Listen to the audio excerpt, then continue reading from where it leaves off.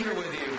I obviously am glad to be here with Tim Scott, my colleague in the Senate, a phenomenal leader of the state, and we got to make sure you keep sending him back to Washington, D.C., because he's doing a great job for you.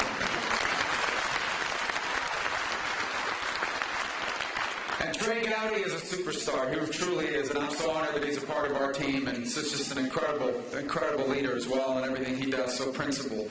And I want to thank Neil Collins. I mean, this is a phenomenal effort that he's put on. And by the way, this is where I started. I started in the state legislature. I was a state representative for 8.5 years. And I worked really hard, and I thought I was pretty good at it. I became Speaker of the Florida House, but there's no way I could have ever gotten 2,000 people in an auditorium on a Sunday on Valentine's Day anywhere in Miami. So I thank you for hosting this and for putting this together. And I want to thank all of you for coming here today. We're going to have a chance in a few minutes to answer a few questions. There's a lot of people here, so I'll tell you up front, I'm not going to get to every question. So I'm going to try to cover as many of the issues you care about as I can on the front end, and then we're going to try to get to as many questions as we can during this event. I think yesterday, early afternoon, we were reminded, in a sad way, why this is such an important election.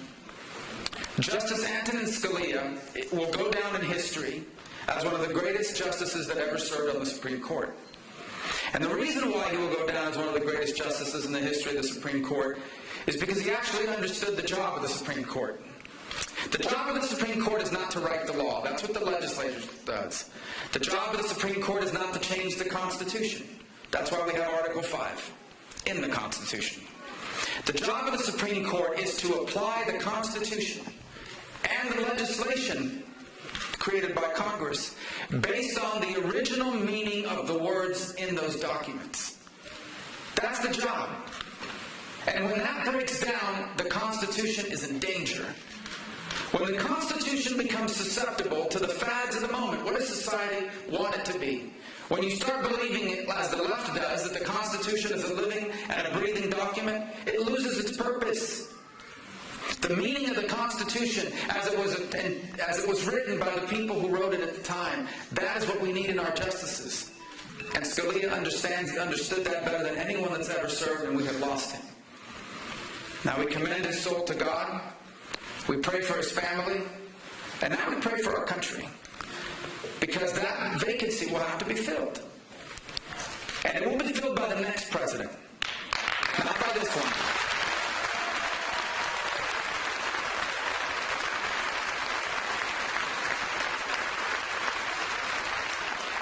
And I think Tim Scott agrees with me. He already said it. There is no way the Senate should confirm anyone that Barack Obama tries to appoint in his last year in office to a lifetime appointment.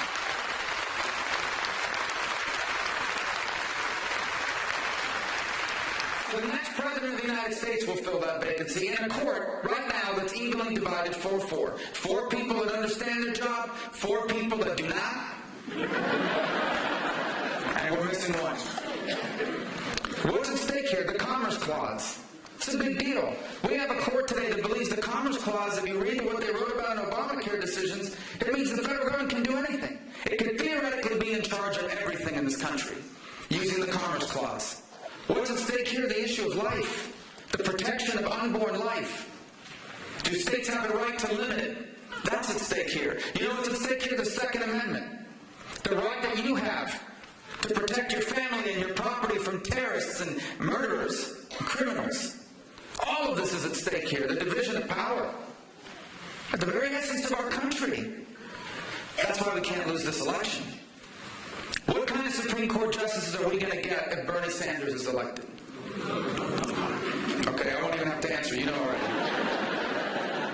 I can tell you what kind of Supreme Court justices we're going to get if Hillary Clinton were to win. Because about 2 weeks ago in Iowa, someone came up to her and said, "Why don't you appoint Barack Obama to the Supreme Court?" She says, "What a great idea." Can you imagine a habitual constitutional offender, violator of the Constitution on a habitual and regular basis on the Supreme Court? Now look, I doubt he would accept the job because it probably would interfere with his golf and stuff like that, so he's probably not going to do it. But my point is, if someone like that she believes is a good idea to put on the court, now you know the trouble we will be in. So we can't lose this election. We cannot lose this election, which means we have to nominate a conservative that can win. I'm as conservative as anyone in this race, and my conservatism didn't start 2 years ago. I have a 15-year record of turning conservatism into action.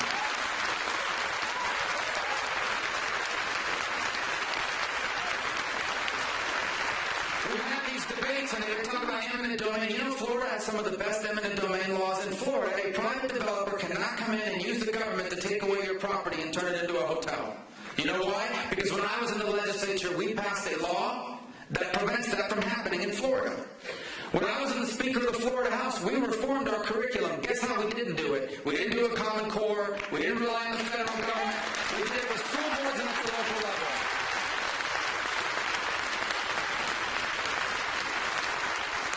When I was the Speaker of the Florida House, we expanded vocational training. You know why? Because we need more welders and plumbers and pipe fitters and electricians and airplane mechanics in America. These are good jobs. Then I was out of office for a little while, and then I decided to run for the Senate because I wanted my U.S. Senator to be someone that would stand up to Obama, not go along with him on these terrible decisions. And it's been hard to work there over the last 4 years. Not much has happened, unfortunately. And the stuff that has happened has been bad. But today there are more sanctions on Hezbollah than ever before because I got that done. Today the Obamacare bailout fund, they were going to use your money to bail out private insurance companies. I led the effort and we got rid of that. When I'm president, we're getting rid of the rest of Obamacare.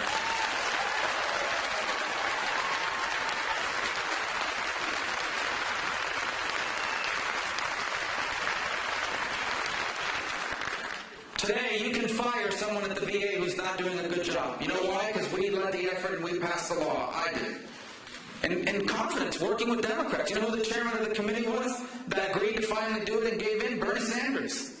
We don't agree on anything else, but at least we agreed on something that's common sense, and that is this. If you aren't doing a good job and you work for the federal government, they should be allowed to fire you. Now you can.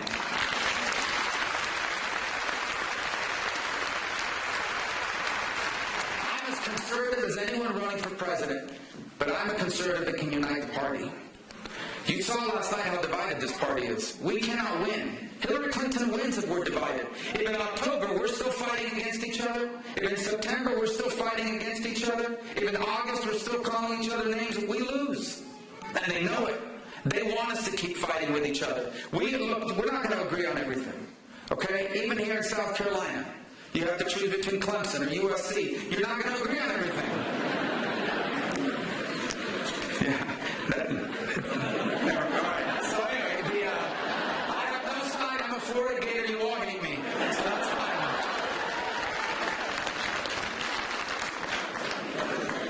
But we all have it in for Alabama Crimson Tide, don't we?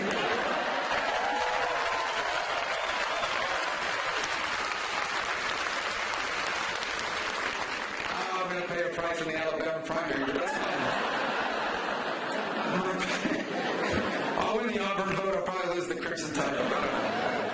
My point is, but we gotta be together. We can't win if we're fighting with each other, but let me tell you something, and Tim Scott's done a lot of work on this. We have to grow this movement. And let me tell you how you don't grow it. You don't grow it by becoming more like the Democrats. That's what they've been telling us for years. Oh, you want to gain more voters, you gotta become more like the Democrats. Well, then why do we need a Republican Party? Why do we need a Republican Party? We already have a Democrat Party. We need an alternative that embraces free enterprise and limited government and a strong national defense. You know how we grow our party? We take our principles and we apply them to the lives of people who today don't vote for us. Who doesn't vote for us now? I can tell you. People that are living the way I grew up. My parents worked hard for a living. They didn't make a lot of money. I probably already know this. I've said this before. My father was an immigrant. My mother was an immigrant. He was a bartender. She was a stock clerk at Kmart, a maid, a cashier. Suffice it to say, they never made a lot of money. But my parents were successful people. Because working those jobs, they owned a home. They retired with dignity. They left all four of their kids better off than themselves. It's called the American dream. Well, today that American dream is slipping away. And the left is telling people the only way we can save it is if you give us the power to raise taxes on rich people. If you give us the power to create more government programs and be involved in your life, depend on us for your health care. Depend on us for your schooling. Depend on us for everything you have. And we're going to make your life better. And we have the results are in. Here's the results. A record number of Americans are no longer looking for work. A record number of Americans are poor. A record number of Americans depend on government programs to pay their Obama record of big government, and it has done what it does everywhere in the world. It has failed. And you know who it fails the most? The people who are struggling. Because let me tell you about the billionaires. They can move to any country in the world. They can move their money around. You pass complicated laws, they can hire the best lawyers to get around it or the best lobbyists to change it. That's why the big banks are bigger than they've ever been. What happened to the community bank? What happened to the regional bank that lends money to the small business? They're getting wiped out. That's why the biggest corporations make more money than ever. What happened to the small business? What happened to the new business being started out of the spare bedroom of your home? Getting wiped out. That's the consequence of big government. Look at the people who come to America from all over the world. You know why they come here? To get away from big government. To get away from countries that do what this president's trying to do. This makes no sense. Why would we want to become like a place that people get on boats and rafts to get away from? It makes no sense. We have to take our principle to people that are struggling. We have to take our principles to young people. A lot of young people here today. You know what? Over the last 10 years, you know how much student loan debt has gone up? 500%. 500% student loans have gone up. Oftentimes to pay for a degree that doesn't lead to a job. Because no one told them that the market for Greek philosophers is tightened. That's another vote I'm not doing well with, the Greek philosopher. You know why I feel so strongly about that? I had a student loan. I owed over $100,000 in student loan. I never met her, but I paid Sally Mae a lot of money for years. And let me tell you, I never would have gotten rid of those loans had I not written a book. It's called An American Son. Now available on paperback. The press people that cover me have heard that joke. It works. It always works. That's why I keep saying it. If something is true and it works, you should keep saying it over and over again, right?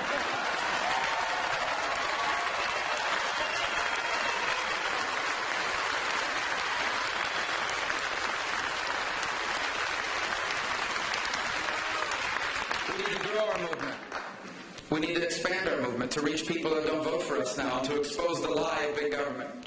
We will unite this party, we will grow it, and we will win this election. And then we have a lot of work to do. To begin with, you elect me, you'll have a president that believes, respects, upholds, protects, and defends the Constitution of the United States of America.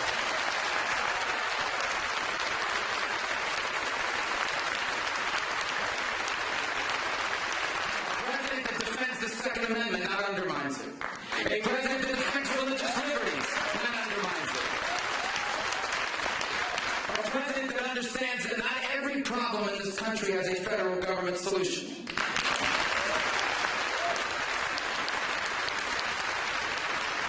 A president that understands that Congress's job is to write the law, the president's job is to execute the law, and the judge's job is to apply and interpret the Constitution according to its original meaning. Getting it back to proper constitutional balance. If there's a role for government to play at the federal level, it is very limited. The rest of the power belongs to the people via their states, and that many of the issues in this country don't even have a government solution. Government can't raise children.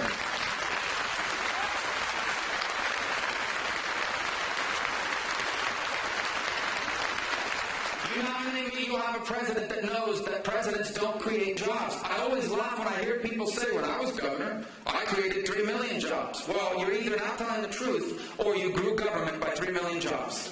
The private sector, not government.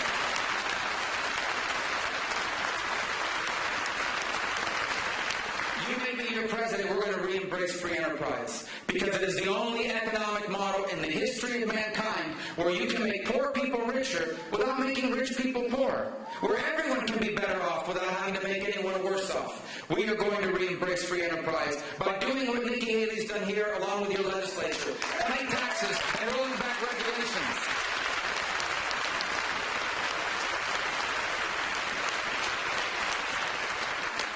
You elect me president, you're going to have a president that does everything possible every day to keep you safe. That is the most important job of the president, commander-in-chief. The most important job of the federal government is national security. And this president's a failure. Not just a failure, but a dangerous failure. The world has gone nuts. You've got a lunatic in North Korea with nuclear weapons and long-range rockets. The Chinese communists steal our inventions, hack into our computers. They have the capability to blow up our satellites. They're taking over the South China Sea, the most important shipping lane in the world.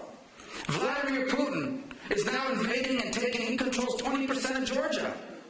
Not the state of Georgia, the country of Georgia. Just want to be clear for the fact checkers.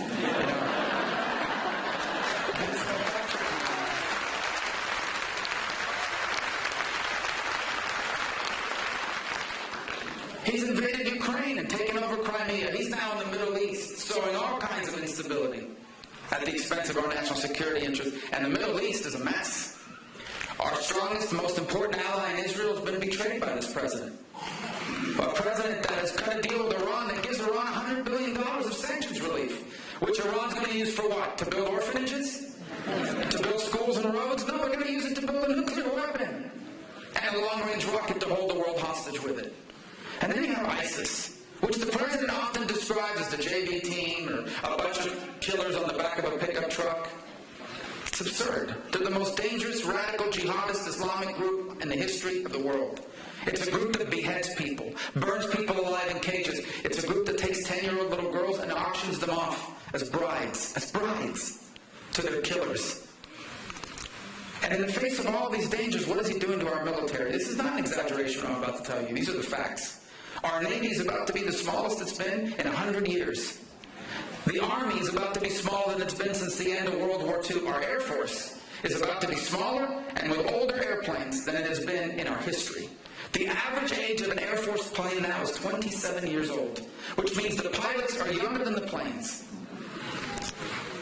You face all of these realities of how dangerous the world is, and this president's gutting our military. So when I'm president of the United States, we are going to rebuild the United States military the way Ronald Reagan did.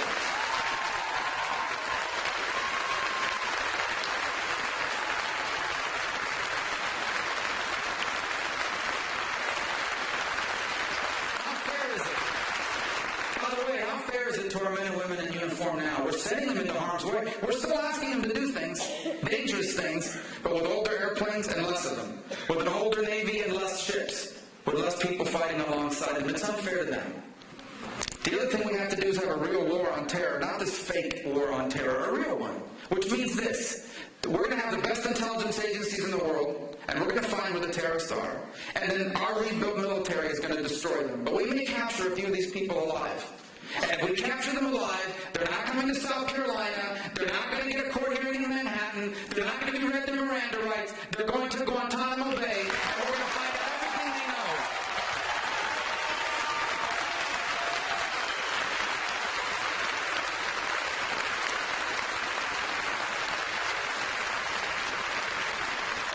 And we're going to take care of our veterans. I know there are veterans here today. Would you raise your hand if you're a veteran so we can thank you?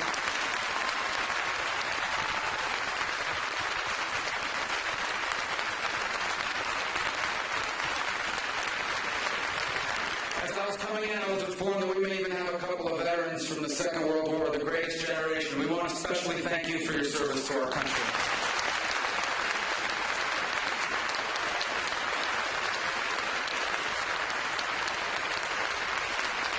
My brother's a veteran. He's 21 years older than I am. My parents had him in their early 20s. They had me in their mid-40s. They were very optimistic people, as you can see. And he was a 7th Special Forces Green Beret from 1968 through 1971. And when he was training as a Green Beret, one time he jumped out of an airplane, he didn't land right, he knocked out his front teeth. And so now he has to go every few years and get dental claims filled by the VA. It's a nightmare. They always ask him, why do we know this happened in the Army? He says, well, it's the only time I jumped out of a plane. So I've seen firsthand. Not to mention the hundreds and hundreds of calls that come into my Senate offices in Florida from veterans who have fought for us, bled for us, suffered for us. And now we treat them as if we're doing them a favor.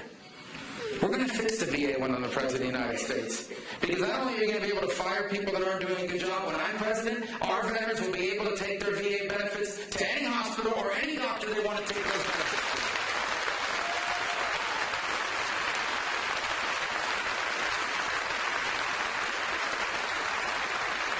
I want to get to your questions, so let me just close with this. Look, I know a lot of you are really worried and scared. You're worried. You're worried about the way things are going now. Because it once was the truth that if you worked really hard and you were willing to work long enough, things would get better. You are working hard. You've been doing it for a long time. And things aren't getting better. You put money in a savings account, but it doesn't earn you anything. Interest rates are near zero because the Federal Reserve is out of control. They built up Wall Street. They're doing very well. But savers, people that put money in the bank, you are paying the bank instead of the bank paying you when you add up all the fees they put on top of you. You haven't had a real wage increase in forever. Maybe the job you once relied on has been replaced by a machine, or they sent it to another country. I'm going to keep, maybe you're struggling with the things that are going on in your life with your kids. You're trying to save for them. We're going to enforce the law. Thank you very much.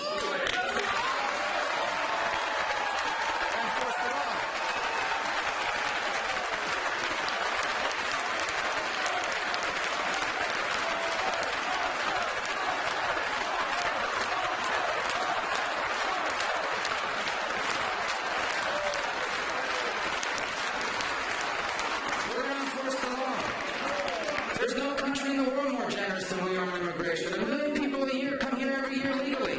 But we have a right to choose who comes here, when they come here, and how they come here.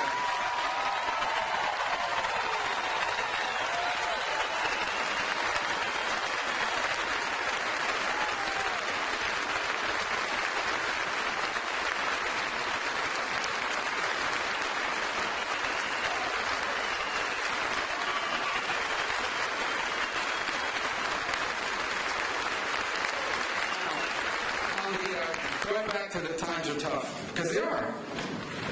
Your kids are trying to go to college, you have no idea how you're going to pay for your house. Depending on where you live, lost a bunch of value in 2007 or 2008. We went through that.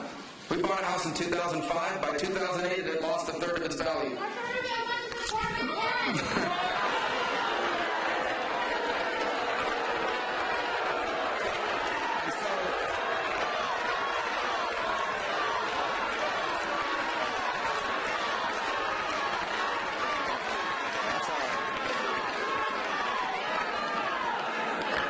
Just wait for the questions. It could advance to the microphone.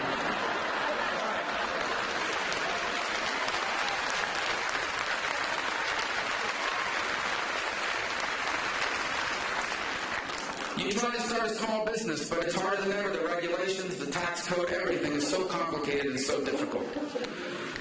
And so people are really worried, but here's what I really hear from people. They're scared.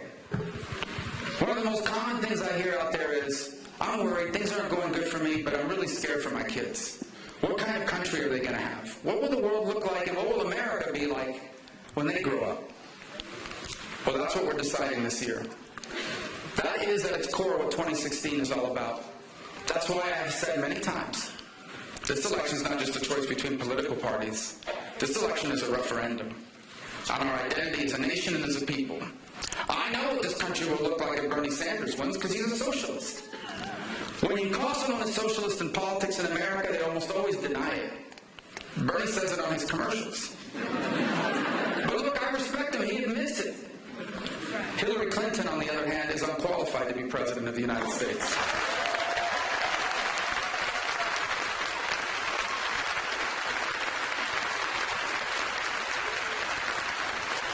She's unqualified because she took classified information and put it on her email server, exposing it to foreign intelligence agencies. So she's unqualified. But let me tell you, she's disqualified from being commander-in-chief. Because if you lie to the families of people like those who lost their lives in Benghazi, anyone who lies to families of people like that can never be the commander-in-chief of the United States of America.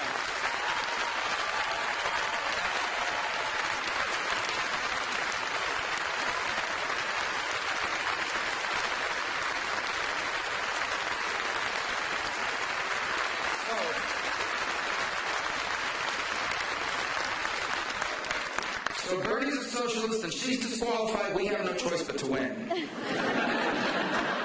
And we will, but we have to do it now, this year. And that's why I'm here to ask you for your vote. Because as I told you already, if you nominate me, we are going to unify and grow this party, but we're also going to unify our country. Not because we're going to agree on everything. We are not going to agree on everything. We are just not. That's not what unity means. What unity means is having a president that doesn't pit you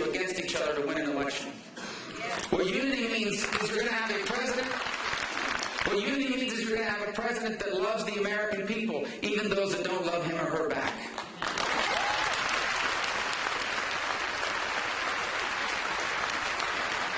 What unity means is that even the people that try to disrupt my events, guess what? I'm going to cut their taxes too.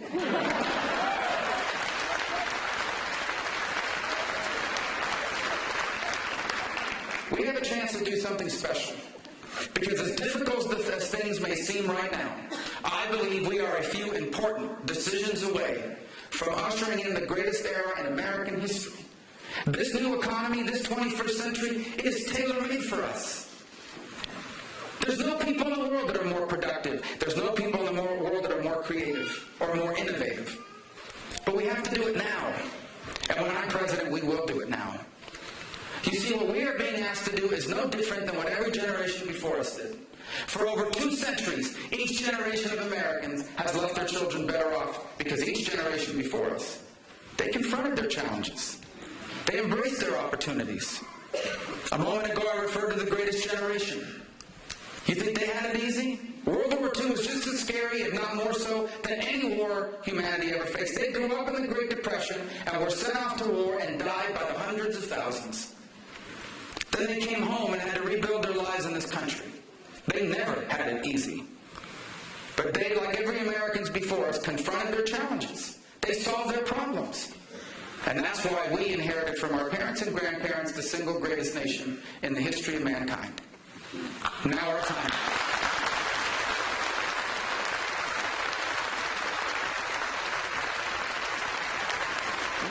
Moment has arrived, now our time has come, and you elect me president, and we will. You elect me president, we are going to re-embrace the principles that made America great, and we will apply them to the challenges before us now. And if we do this, let me tell you what history will say of us. It will say that we too did our part. That because we confronted our challenges, our children grew up to be the freest and the most prosperous Americans that ever lived. Because we did our part, the American dream didn't just survive. It reached more people. It changed more lives than ever before. And when our work is done, we will be the authors of the greatest chapter in the amazing story of America. We will be the authors of a new American century. Thank you for having me.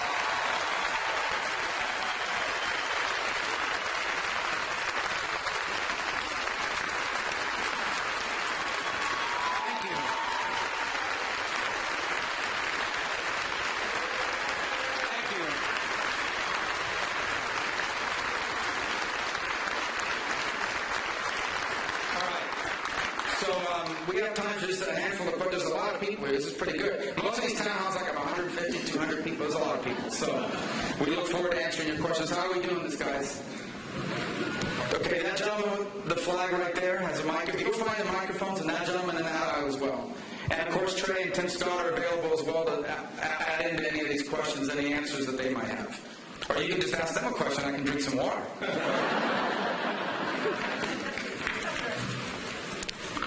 Let's go. We ready? Okay. Hello. Hello. My name is Taylor. Hi, Taylor. So in a few months, I'm going to be applying to colleges, and my main concern is the cost. And when I see the sticker price, it's just absolutely ridiculous. So what is your plan to make college more accessible and to help those currently struggling with student debt? Thank you. First of all, more information. I support an idea. It's bipartisan. It's called Right to Know Before You Go. And it says that before you go to school, especially before you take out a loan, schools have to tell you how much people make on average when they graduate from that school with the degree that you're looking at. Let me tell you why that's important, because you might be looking at 2 schools. One costs $20,000, one costs $100,000. When people graduate from that school with a business degree, when they graduate with a school from $100,000, they make $50,000 a year. When they graduate from the school with that costs $20,000, they make $50,000 a year. And you say to yourself, hold on, they both make the same amount of money when they graduate, but one costs 1/5 of what the other school costs. We're going to help you make choices by having more information. The second is, we want to make it easier for you to get college credit without having to pay for it. In the 21st century, there are so many ways to learn things. If you've already learned something because you served in the military, because you learned it on your own, sometimes online, because of work experience or life experience, you should get credit for that. Why make you sit in the classroom and pay for 3 or 4 credit hours on a subject you've already mastered? Because you worked there, because you've done it. So providing alternatives as well.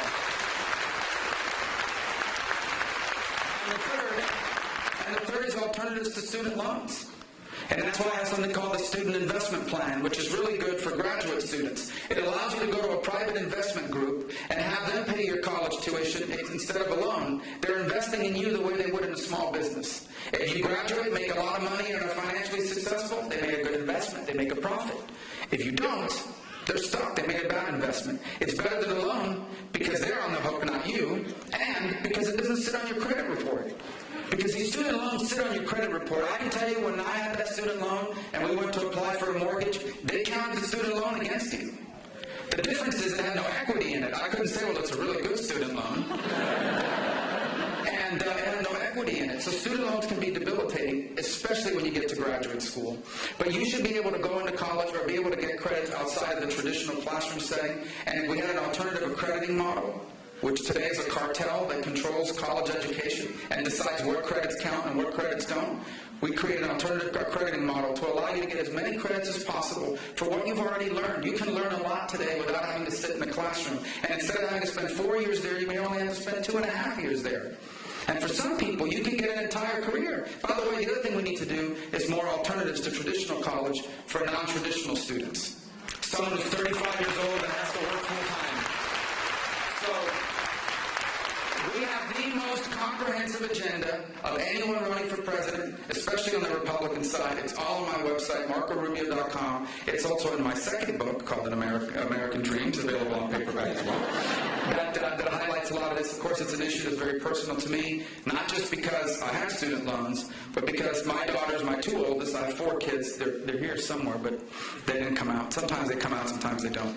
I think they're playing a video game because it's Sunday. It's the only day they're allowed to play. But this Minecraft thing is like they get like mesmerized by it. But anyway, my daughters are 16, almost 16 and 13. They're just a couple years away from it. So I'm starting to think about it. And by the way, trying to sell a lot of books so that I'm kidding about that. But look up on my website. This is an important issue. Don't forget the guys back here, too. Or I guess I can use my microphone for that. Yeah. Yes, sir. Okay, the media is probably going to be mad at me because it's a softball question. Okay. But I tell you, I feel it in my heart. And over the last 7 years, I've lost hope. But, and I was disappointed after New Hampshire, but because of what happened, but at the debate last night, and then waking up to a CBS poll this morning and showing that you'd won that debate, and coming into this room with all these people, I feel overwhelmed. And I think here in South Carolina today, us and these people in this room, do you agree that this is going to be straight up from here? Well, I thank you for that, and I'm touched by your.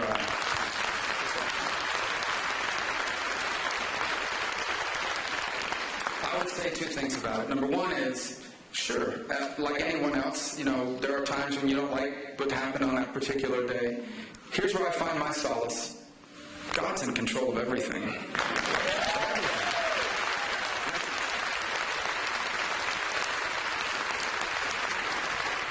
A will for my life and for your life and for everyone else's life. And sometimes God's will is not our will, and we should be grateful for that because He knows a lot more than we do about what's best for us. So I think what we're called to do is to be faithful and to do the best we can in every circumstance and pray for God's peace. The concept of peace in Christianity is not simply peace like no war peace. It's the peace of being at peace with whatever God decides. Here's what I'm at peace with. No matter what happens next, God will either give me the ability to get around it or He'll give me the strength to go through it. And I think that's also true for our country.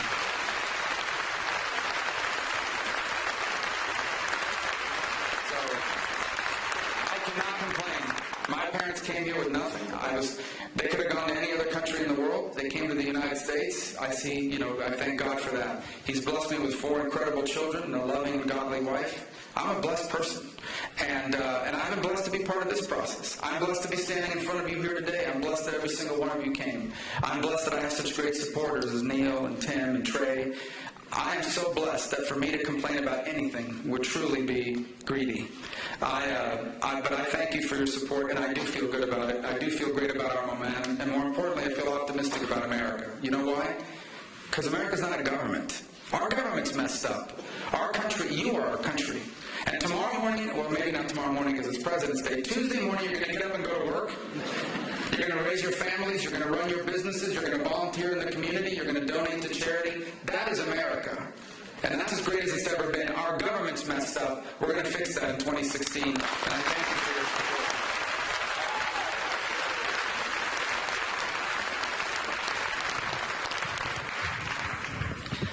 support. Well, thank you for coming, first of all.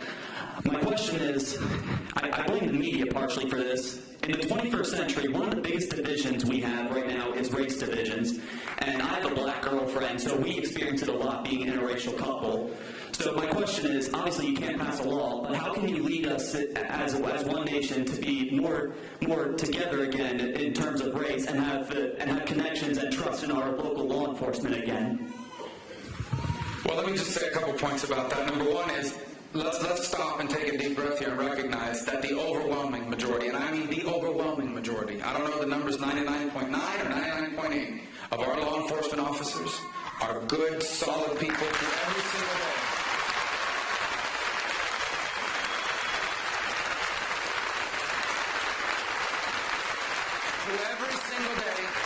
every single day are out there putting their lives on the line. And tonight, God forbid something goes wrong, you're going to call 911. They're going to come to your house, and they're going to put their lives on the line to save yours. And we thank them for their service to us, to our community.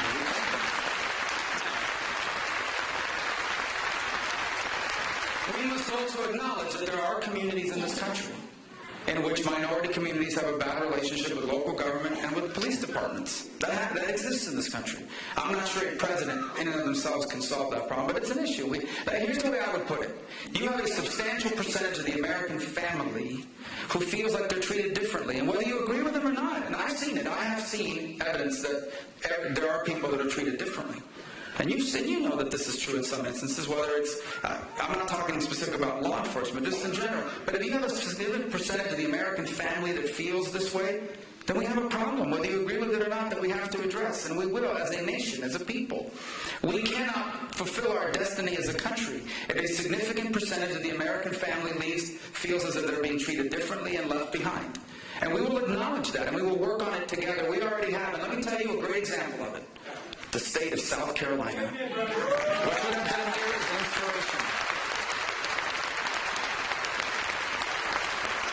After that tragic, horrifying shooting at Mother Emanuel Church, I want you to understand the impact that had on the rest of the country.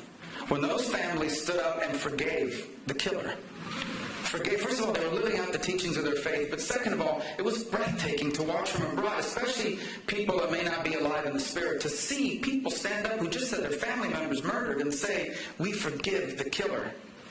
That had more impact on our country than any law, any agency, any government policy we could ever pursue. And it happened here. And you should be very proud of that, and you should be very proud of how your state went through that process in comparison to what's happened in other parts of the country. So I think we are working through it. I think we will continue to work through it because we understand that as a nation, we are going to be the United States of America, a land of freedom, opportunity, liberty, and equality of opportunity for all of our people. That's the kind of president I'll be. We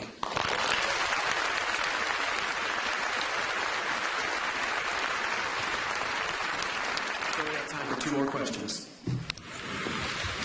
Senator, thanks for coming today. During the debate last night, Donald Trump placed the blame for 9/11 on President Bush, and I'd like to know your thoughts on that accusation. Yeah, let me tell you, I said it last night, I'll say it again.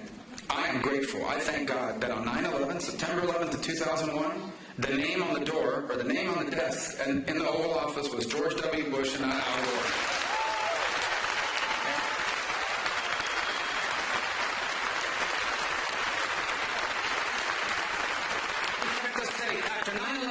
What was going to happen next. George W. Bush kept us safe.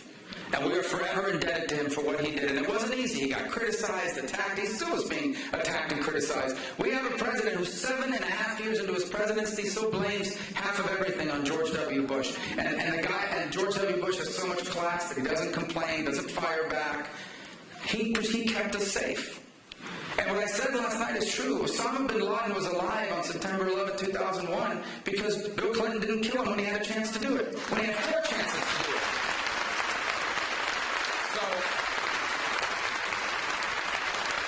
And to his credit, Bill Clinton says he regrets not having done it. So I think this nation has a debt of gratitude to George W. Bush for how he reacted after 9/11. And the evidence of it is that a lot of these policies that he followed in order to destroy terrorist groups, despite all the criticism he got from Obama, he kept about half of them because they worked. He kept us safe, and for that he will go down forever as a great president.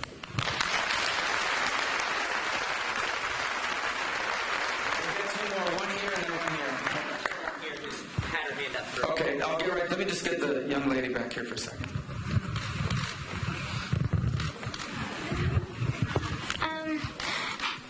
Have his kids been to Disney World?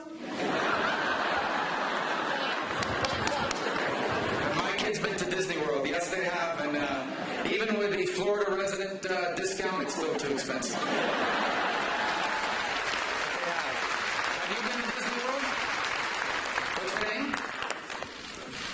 Gracie, have you been to Disney World? 2 weeks. 2 weeks at Disney World or 2 weeks ago? Going in 2 weeks. Oh, you're going in 2 weeks. Oh, well, welcome to Florida. We can't wait to have you there. And I was just kidding, Dad, that it's not that expensive. And you should think about staying 2 weeks. For example, go to Fort Wilderness. You can go camping there. I can go on and on, but I don't want to do the tour guide. I think you're going to love it. You're going to love Walt Disney World in Central Florida. Last question. Marco, last night I watched a debate and the word veteran was mentioned one time. I'm a veteran who the VA sent for an MRI for cancer in town to a civilian doctor. I in turn got a $4,000 bill from Greenville Hospital, and the VA said they're not paying it. We have to do something for the vets. Absolutely. And that's why I said...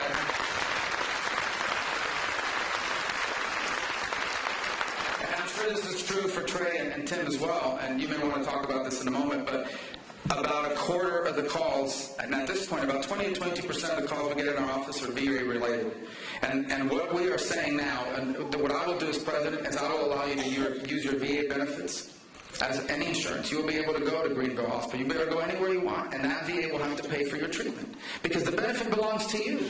Now look, there are good VA systems. There really are.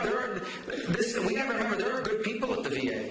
Many of them are veterans. We're not talking about them, but what if you're not happy? Or what if the VA doesn't have the services you want? Or what if there's a better service available to you? Because if you've fought for our country, if you've been wounded or hurt for our country, if you've been willing to put your life on the line for this country, the least we could do is take care of you after you took care of us. So when I'm President of the United States, that will not happen.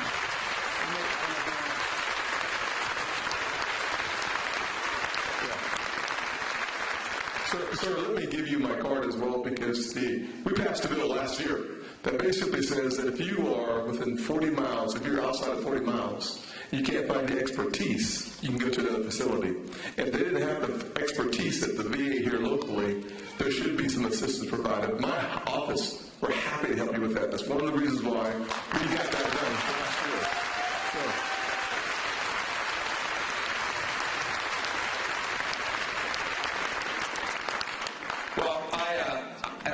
we got other events today, and I'm so grateful that you all came. I really love being a part of this. I want to close the way I began, by asking you for your vote. I know that we began this campaign with 1 out of 8 Republicans running for president. It's narrowed, less. And in the end, look, we've got a good field of candidates. No matter what you say, they're all going to be better than Hillary or Bernie.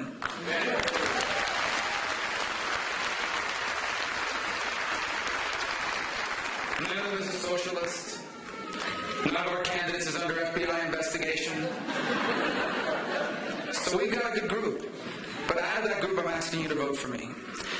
Because I'm as conservative as anyone. And by the way, I don't just believe in conservatism, I feel it. The principles of free enterprise, limited government, And by the way, national security that's the strongest in the world, these aren't just principles I believe in. These are the principles that made America great. And a great America literally changed the history of my family. My parents, they didn't have anything when they got here. They barely spoke English at the time. They had no money, no connections, not much of an education. I told you this earlier. If they had gone to any other country in the world, I don't know where I would be today, but it would not be running for the highest office in that land. I am blessed. I thank God that my parents came to the one place on earth where even the son of a bartender and a maid could aspire to the highest office in the country. America changed the history of my family.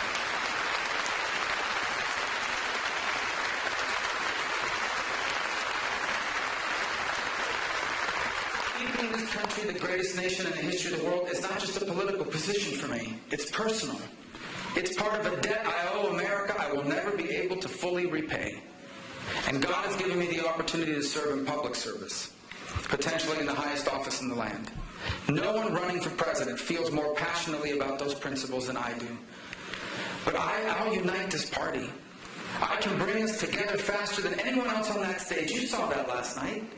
You saw the screaming, the bickering, the anger back and forth. I can bring this party together faster than anyone running, and I can grow it better than anyone running. I can take our message to people who live today the way I grew up. I grew up paycheck to paycheck. Jeanette and I lived paycheck to paycheck. You know how that feels, right? When you write a check and you hope that the direct deposit gets there before the check you wrote does? We live that way. I still have people we love in our family who live that way, and they're teachers and nurses and firefighters, and they work hard. And they always have to hope that that check they wrote for the private school tuition, because they want their kids to go to a faith-based school, they have to hope that check doesn't get cashed before direct deposit hits at 12:01 a.m. on Friday. I know what that feels like because I've lived it. And we are going to take our message to people that are living those circumstances. And we're going to grow the conservative movement. And we'll win the election, unite this country, and bring us together. That's why I'm asking you, not just for your vote, but for your activism. We have 6 days. Go out and find more people that will join our cause. Go out and find more people that will join this campaign. So together, we can turn America around and leave for our children what they deserve to inherit. The single greatest nation in the history of all mankind, the United States of America. Thank you and God bless.